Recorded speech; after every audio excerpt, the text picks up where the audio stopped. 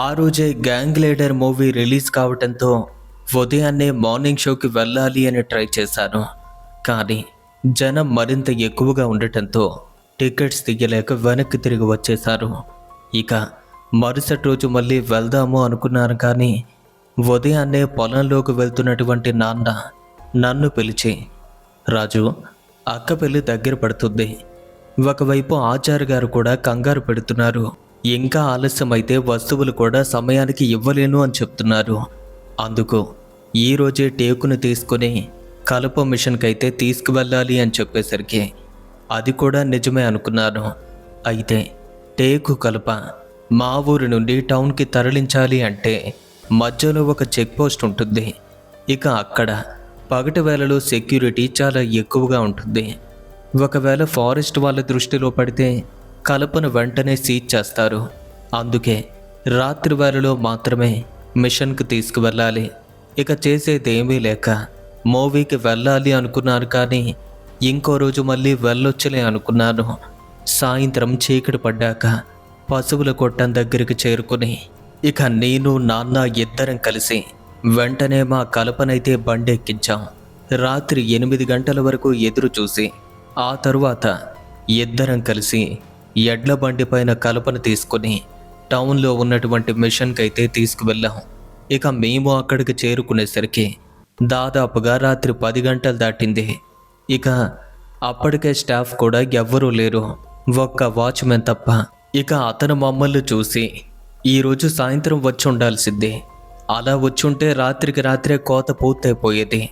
కాసేపటి ముందే డ్రైవర్తో పాటు లేబర్ కూడా అంతా వెళ్ళిపోయారు.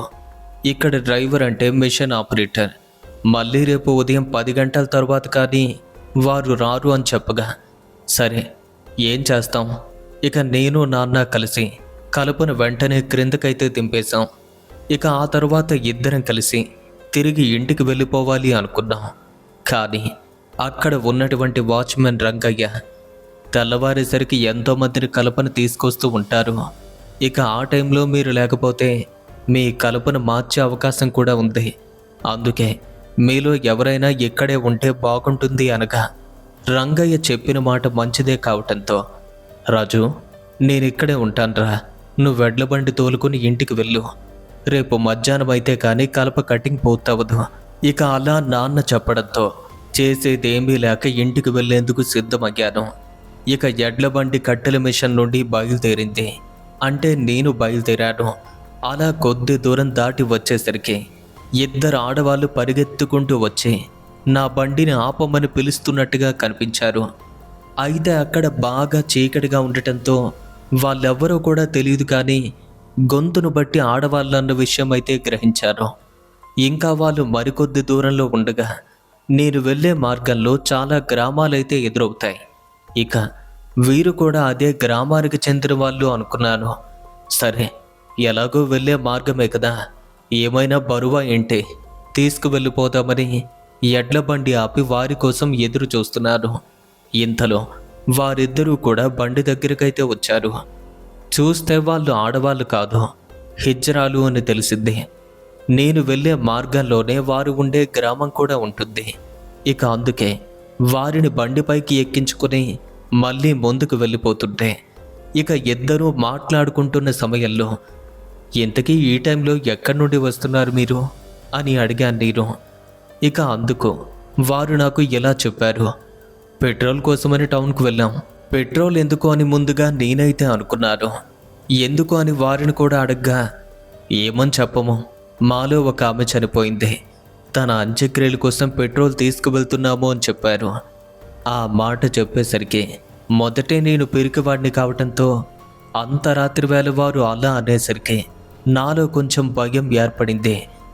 ఇంకా మాట్లాడితే అదే విషయం చెప్తారని భయపడి మాట్లాడకుండా అలాగే తోలుకొని ముందుకు వెళ్తుంటే, ఆ చనిపోయిన వ్యక్తి చాలా లావుగా ఉంటారు.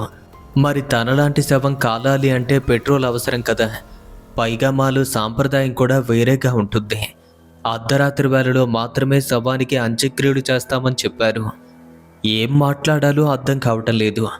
మీకు పుణ్యం అంటుంది, ఇంకేమీ మాట్లాడొద్దు, అసలే నాకు ఇలాంటి విషయాలంటే చాలా భయం అని చెప్పగా ఇక వాళ్ళలో వాళ్ళైతే నవ్వుకుంటూ, ఏంటి బాబు నువ్వు, చూస్తే వయసులో ఉన్న కుర్రాడులా ఉన్నావు, ఇలాంటి వాటికే భయపడ్డమేంటి చెప్పు, ఇందులో ఏముంది, ఎవరమైనా సరే కాటికి చేరాల్సిందే కదా.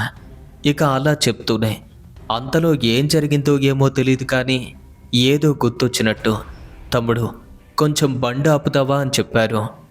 ఏమైంది అనగా, పెట్రోల్తో పాటు అంత్యక్రియలు జరిపే సమయంలో మరికొన్ని వస్తువులు కూడా కొనుక్కున్నాం, కానీ వాటిని పెట్రోల్ బంక్ దగ్గరే మర్చిపోయి ఇక్కడికి వచ్చేసాం. అవి తీసుకుని వెళ్ళకపోతే మమ్మల్ని తిడతారు. ఇక వెంటనే బండి దిగి వెనక్కైతే వెళ్ళిపోయారు. ఇక వారు వెళ్ళిపోవటంతోనే నాలో అసలైన భయం మొదలైంది. అనవసరంగా వీళ్ళని బండిపైకి ఎక్కించుకున్నాను. కోరి కోరి భయాన్ని తెచ్చుకున్నట్టుగా ఉంది. పోనీ వేరే ఊరైతే భయపడాల్సిన పనేమీ లేదు. నేను వెళ్ళే మార్గంలోనే వీళ్ళ యొక్క నివాసం కూడా ఉంటుంది. అలా వాళ్ళ గురించి ఆలోచిస్తూ నాలో నన్ను నేనే తిట్టుకుంటున్నాను.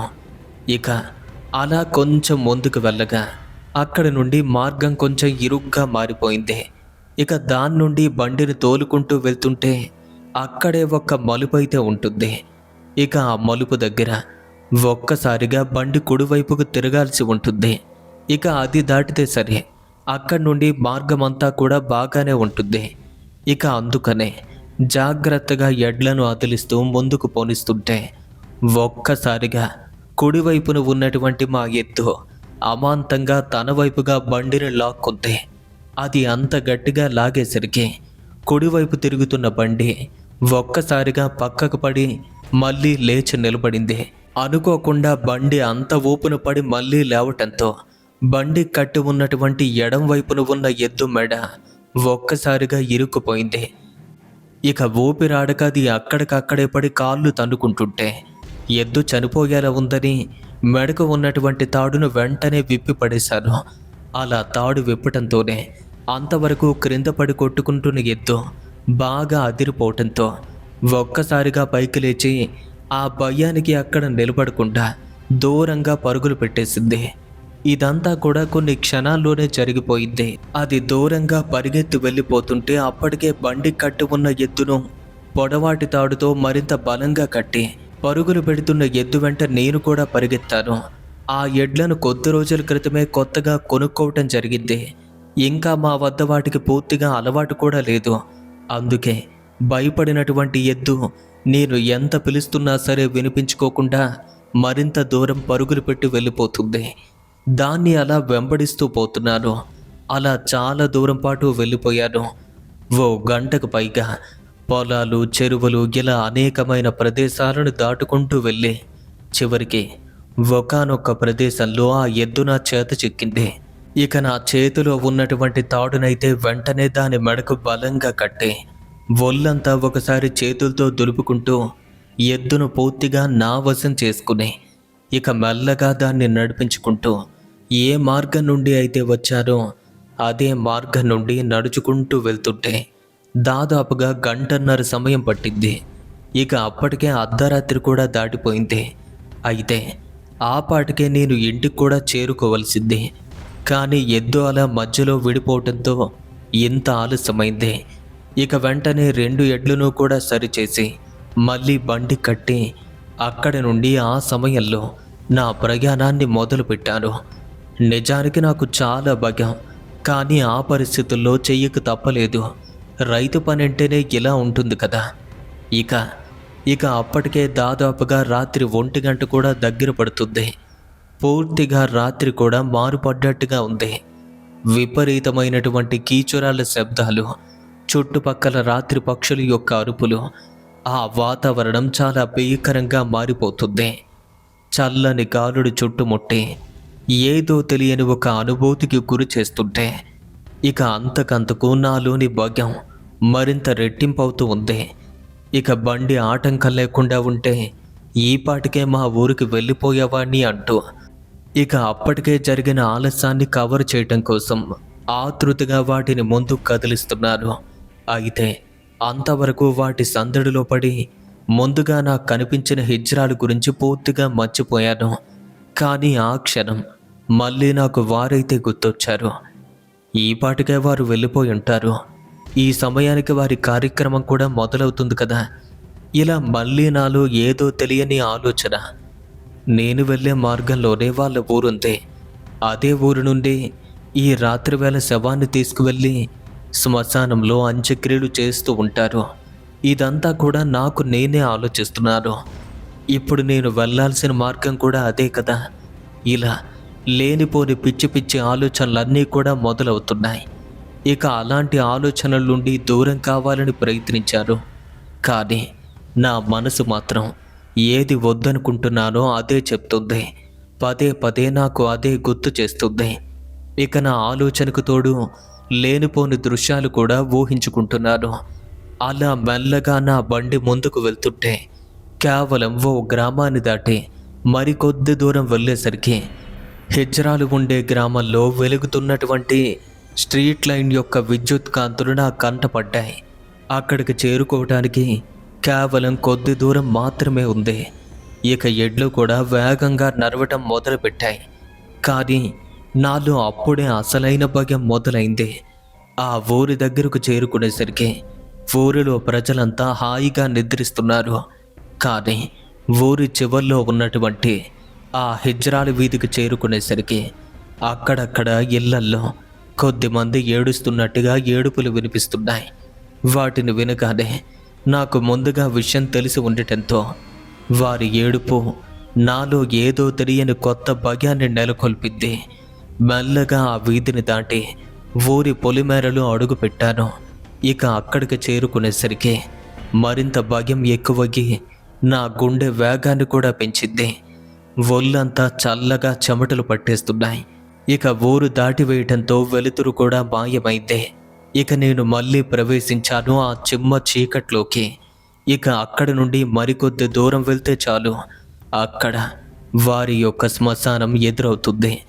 కానీ అప్పటికే నా పరిస్థితి ఏంటి అని ఆలోచిస్తూ భయపడుతున్న వేళ సరిగ్గా అప్పుడే కొందరు వ్యక్తులు వారి యొక్క ఏడుపులు వాటి మధ్య వారి ఇష్ట దైవాన్ని పిలుస్తున్నట్టు ఆ శ్మశానం నుండి పెద్ద పెద్ద కేకలైతే వినిపించాయి.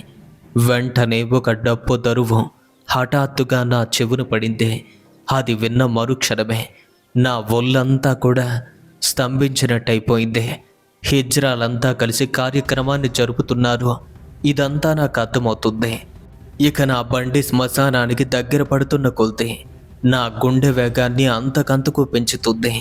కేవలం 1/2 కిలోమీటర్ దూరం మాత్రమే ఉంది.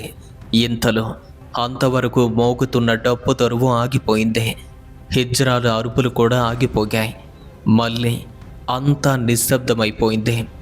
ఇక 1/2 కిలోమీటర్ దూరంలో ఉన్న శ్మశానం నుంచి ఆ చీకట్లో ఒక చిన్న మంట పైకి తేలుతున్నట్టు కనపడింది.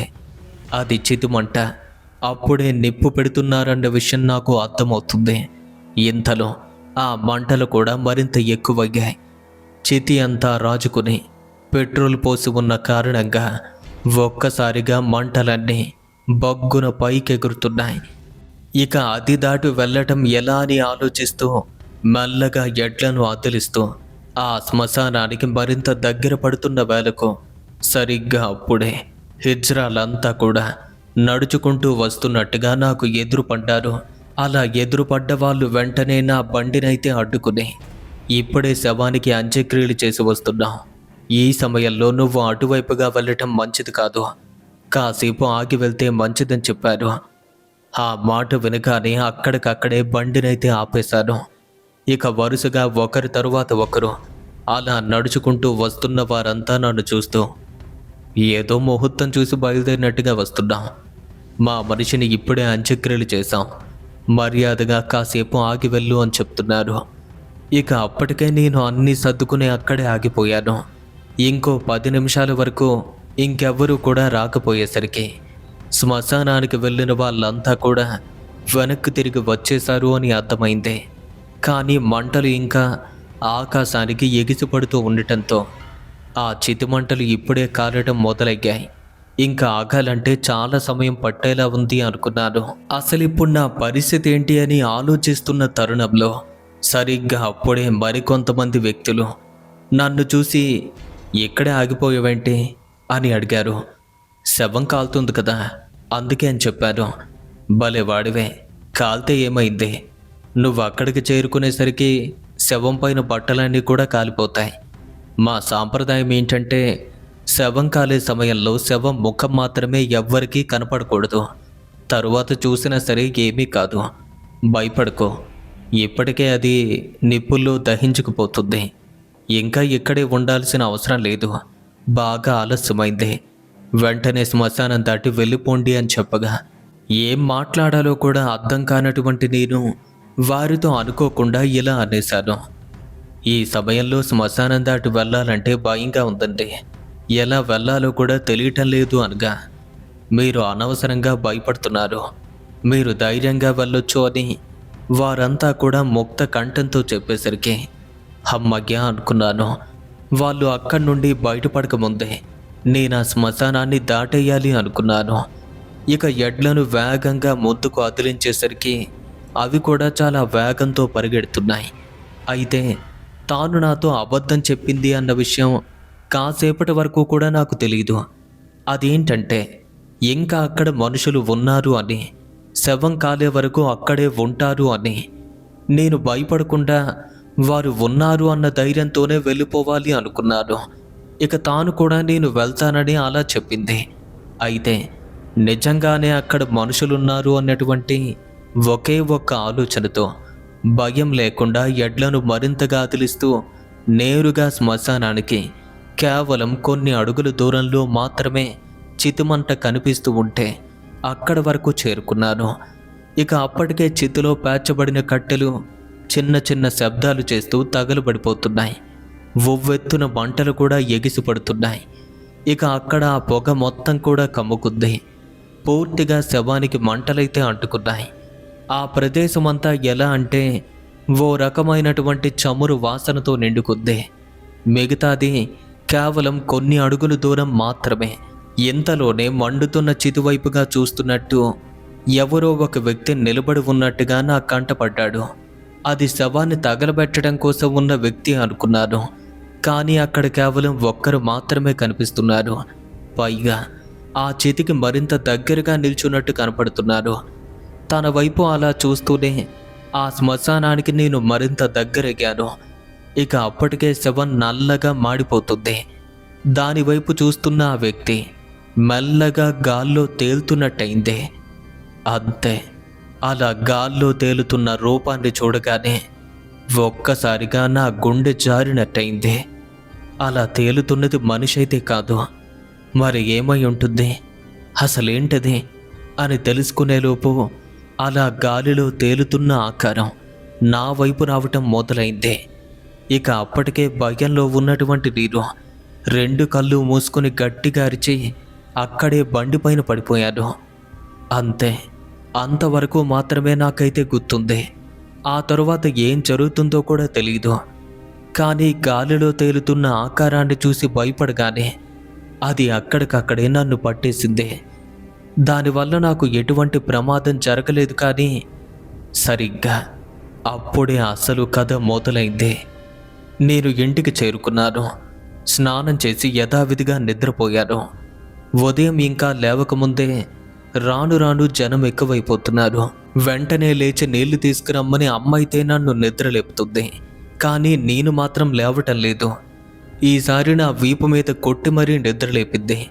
ఇక నేను లేచేసరికి నా పక్కనే కావడ కనిపించింది. ఇక దాన్ని అక్కడే విడిచిపెట్టి ఒక టవల్ తీసుకుని దాన్ని చుమ్మగా చుట్టి నెత్తిపైన పెట్టుకున్నాను. వాటిల్లో 2 బిందెలు తీసుకుని బోరు వద్దకైతే వెళ్ళాను. అలా వెళ్ళటం చూసేసరికి అక్కడ ఉన్న ఆడవాళ్ళంతా కూడా నన్ను చూసి నవ్వటం మొదలుపెట్టారు. కానీ నేను మాత్రం వారిని పట్టించుకోకుండా 2 బిందెల నిండుగా నీళ్లు పట్టుకుని ఒక ఆడదానిలా ఇంటికి తీసుకొస్తుంటే అంతవరకు వంటగదిలో ఉన్నటువంటి అమ్మ నెత్తిపైన బిందెలు పెట్టుకుని రావటం చూసి ఆశ్చర్యపోయింది. ఏమైందిరా నీకు, ఎప్పుడు లేంది ఇలా నెత్తిపైన బిందెలు మోస్తున్నావేంటి, నీళ్ళ కావిడ తీసుకువెళ్ళొచ్చు కదా అని చెప్పింది. కానీ నేను మాత్రం ఇలానే బాగుంది అని అమ్మతో చెప్పి మళ్ళీ 2 బిందెలు తీసుకుని బోరు వద్దకు వెళ్ళాను.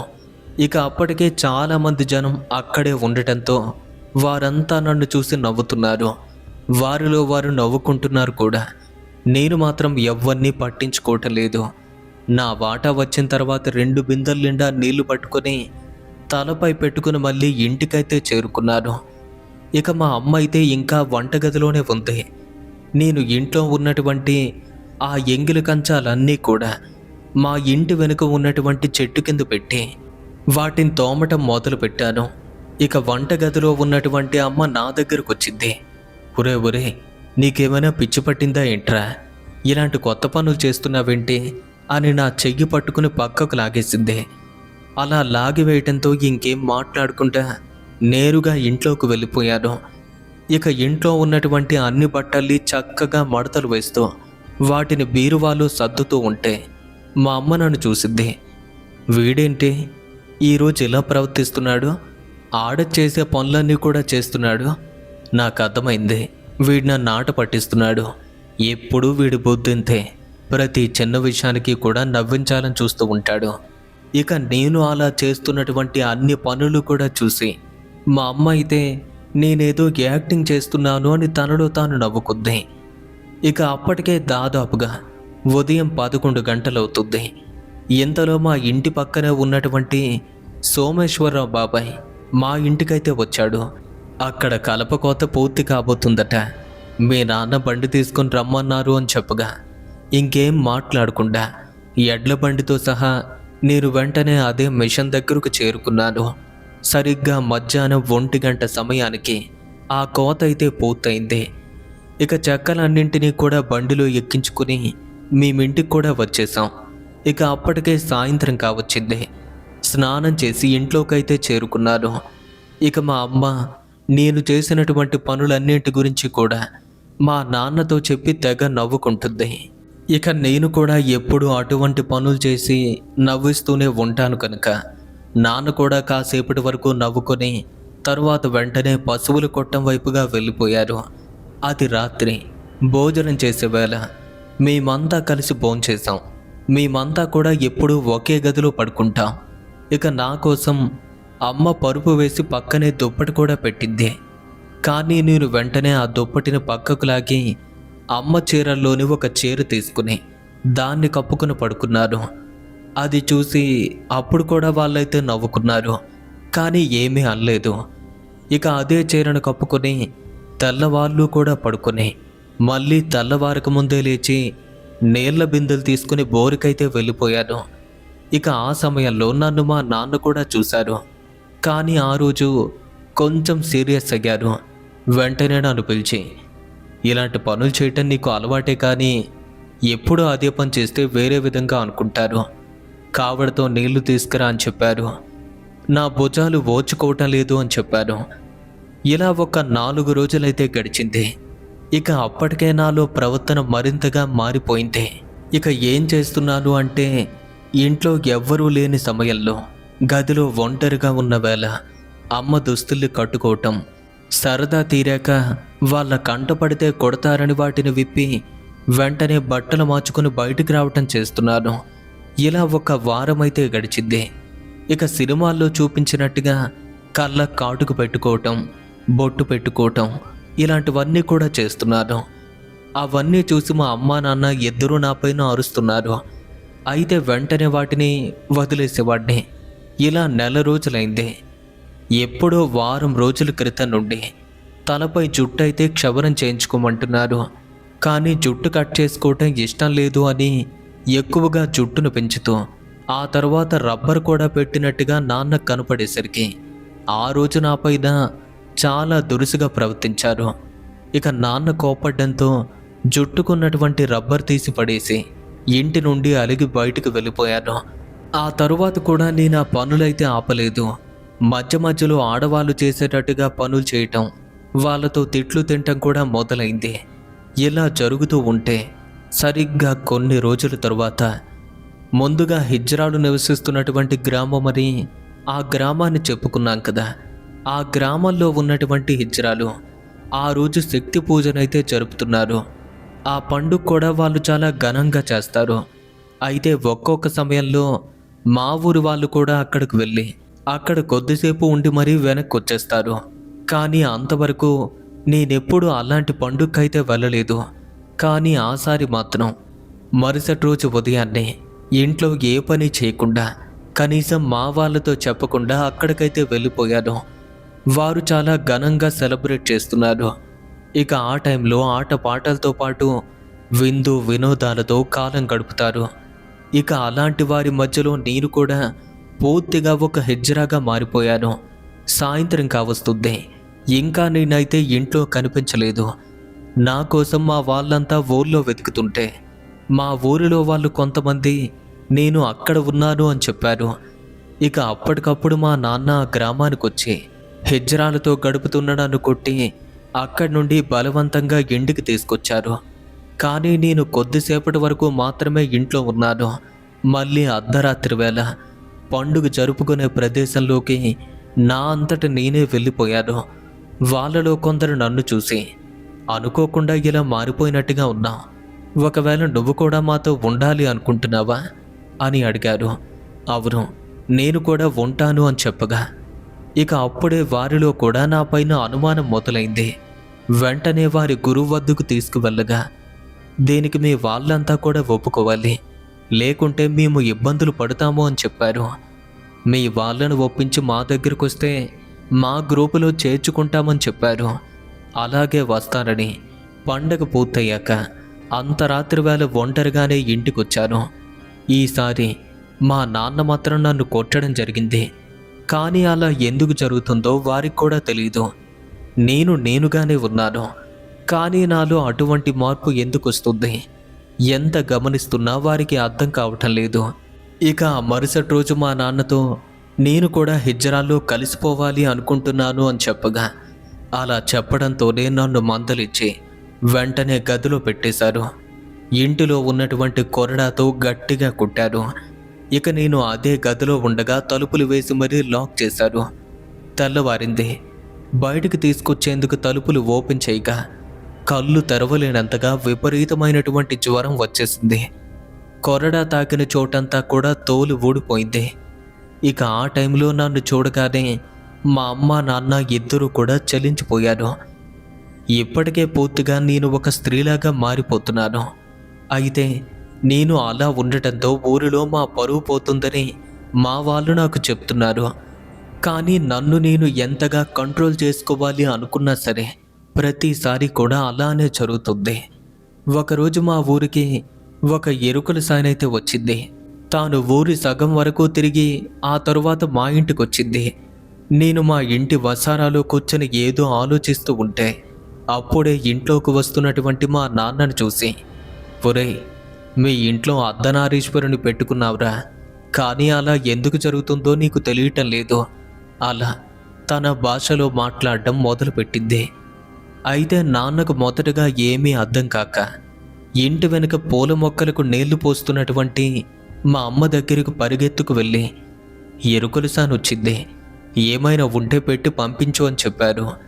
ఇక వెంటనే అమ్మ ఇంట్లోకి వచ్చి చాటలో బియ్యం వేసుకుని ఎరుకల సాని దగ్గరకు వస్తుంటే, నీ బిడ్డ అర్ధనారీశ్వరుణ్ణి తలపైన పెట్టుకున్నాడే, అయినా మీకు అది తెలియటం లేదు. అలాంటి వాళ్ళని ఇంట్లో పెట్టుకోవటం మంచిదే, కానీ అదేమీ దేవత కాదు కదా, ఒక ఆత్మ అని చెప్తుంటే తాను అలా మాట్లాడుతుంటే ముందుగా అమ్మకు కూడా తన మాటల్లోని మర్మం అర్థం కాలేదు. కానీ ఇంటి వెనుక ఉన్నటువంటి నాన్నకు ఆ క్షణం కొంచెం తీక్షణంగా ఆలోచించేసరికి ఆ ఎరుకల సాని మాటల్లో ఉన్నటువంటి అంతరార్థం ఎక్కడో తెలిసినట్టయింది. ఇక అప్పటికే బియ్యం తీసుకుని ఎరుకల సాని వెళ్ళిపోతుంటే ఇంటి వెనుక నుండి నాన్న పరిగెత్తుకొచ్చి ఎరుకల సానిని వెంటనే ఇంటికి రమ్మని పిలిచాడు. మీరు మొదటి నుండి చెప్తున్న మాటలు నాకు అర్థం కాలేదు. అర్ధనారీశ్వరుణ్ణి మేము ఇంట్లో పెట్టుకోవటమేంటి, నా కొడుకు తలపైన ఈశ్వరుడు ఉండటమేంటి అనగా అప్పుడు అసలు విషయం చెప్పింది. నీ కొడుకు కొడుగ్గా లేడు కదా, వాడు ఒక హిజ్రా ఆత్మను తన తలపైన పెట్టుకుని ఉన్నాడు, అందుకే వాడు కూడా అలానే ప్రవర్తిస్తున్నాడు. కానీ అది అర్థం కాక మీరు బాధపడుతున్నారు, వాడిని బాధ పెడుతున్నారు, ఇంకేం చెయ్యలేకపోతున్నారు అని ఒక్కొక్క మాట చెప్తుంటే, మీరేం చెప్తున్నారో ఇంకా మాకు తెలియటం లేదు, కొంచెం వివరంగా చెప్పు తల్లి అని అడిగారు. ఇలా చెప్పడం కుదరదు, కానీ చాట నిండా బియ్యం, ఏదైనా ఒక చీర, పసుపు కుంకుమ అన్నీ తీసుకురండి చెప్తాను అంది.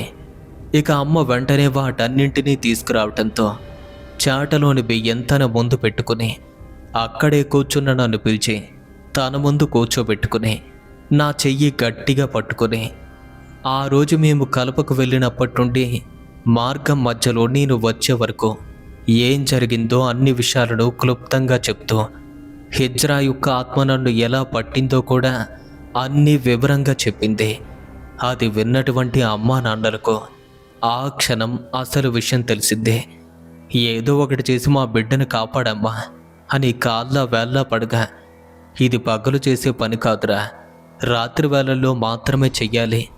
ఇక ఊరంతా దండుకొని ఆ రాత్రి మా ఇంట్లో ఉండి అంతా నిద్రకు ఉపక్రమించే వేళ పూజ పెట్టి నన్ను అందులో కూర్చోబెట్టిన తరువాత నన్ను ఆవహించి ఉన్నటువంటి హిజ్రా ఆత్మను వెంటనే బంధించి అది నన్ను ఎక్కడైతే ఆవహించిందో అదే ప్రదేశానికి నాన్నను కూడా తోడుగా తీసుకువెళ్ళి ఇక వారిద్దరూ కలిసి అదే శ్మశానంలో తన ఆత్మను బంధించడం జరిగింది. ఆ తర్వాత వారు మళ్ళీ ఇంటికైతే వచ్చేశారు. అంతే, అక్కడితో ఏదో మాయ తొలగినట్టు నా శరీరం అంతా కూడా తేలికైంది. అప్పటి నుండి అలా జీవించాలి అన్న ఆలోచన కూడా లేదు. తెల్లవారేసరికి ఎప్పట్లాగే మగవాడిలా ప్రవర్తించడం మొదలుపెట్టారు. ఇక అంత గొప్ప సాయం చేసినటువంటి ఎరుకల సానికి తాను ఊహించిన దానికంటే ఎక్కువగా సంతృప్తి చేశాం. ఆమెను సంతోషంగా వారి గ్రామానికైతే పంపించాం. ఇదండి నా జీవితంలో జరిగిన ఒక ప్రధానమైన సంఘటన అని చాలా ఏళ్ల క్రితం వారి జీవితంలో జరిగిన సంఘటనను ఈరోజు మనందరితోనూ షేర్ చేసుకున్నారు. ఇక వారికి మన ఛానల్ తరపున ప్రత్యేకంగా కృతజ్ఞతలు తెలియచేసుకుంటూ ఈ సంఘటన మీకు ఎలా అనిపించిందో కామెంట్ రూపంలో తెలియచేయండి. అయితే ఈ వీడియో మీకు నచ్చినట్టయితే వెంటనే లైక్ చేయండి, మీ ఫ్రెండ్స్కి కూడా షేర్ చేయండి. ఇంకా ఇలాంటి భయంకరమైనటువంటి నిజ సంఘటనలు మరెన్నో హారర్ స్టోరీస్ని ప్రతిరోజు వినాలి అనుకుంటే ఇప్పుడే మన ఛానల్ను సబ్స్క్రైబ్ చేసుకోండి. మీ జీవితంలో జరిగిన సంఘటనల్ని లేదా మీకు తెలిసినటువంటి ఏదైనా కథలు కానీ మాతో పాటు మీరు ఇలాగే షేర్ చేసుకోవాలి అనుకుంటే మన యొక్క ఇన్స్టాగ్రామ్కి డైరెక్ట్గా మెసేజ్ చేయండి. లింక్ అనేది క్రింద ఉన్న డిస్క్రిప్షన్లో ఉంది. మీ కథ బాగుంటే మీకు అవసరమైతే మీ పేరును గోప్యంగా ఉంచి మరీ అప్డేట్ చేయబడుతుంది.